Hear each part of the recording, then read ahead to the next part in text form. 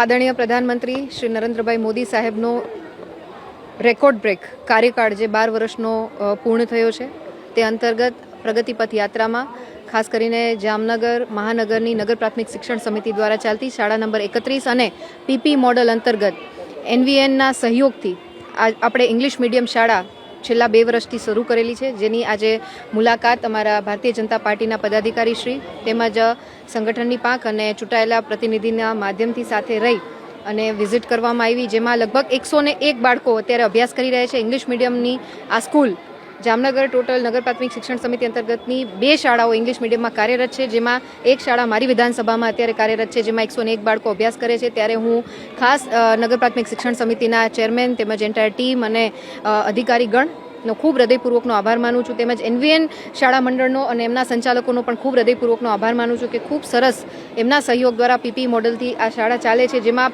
શરૂઆતના વર્ષે 35 વિદ્યાર્થીઓ હતા અને જ્યારે 2 વર્ષના અંતે 101 વિદ્યાર્થીઓ ત્યારે શાળામાં અભ્યાસ કરી રહ્યા છે. ક્રમશઃ વર્ગ વધારો પણ આપણે કરવા જઈ રહ્યા છે. ત્યારે આસપાસના નગરજનોને પણ હું મારા માધ્યમથી વિનંતી કરું છું કે ખૂબ સારું શાળાનું આયોજન છે, બાળકોને ઇંગ્લિશ મીડિયમમાં અભ્યાસ કરવામાં આવે છે.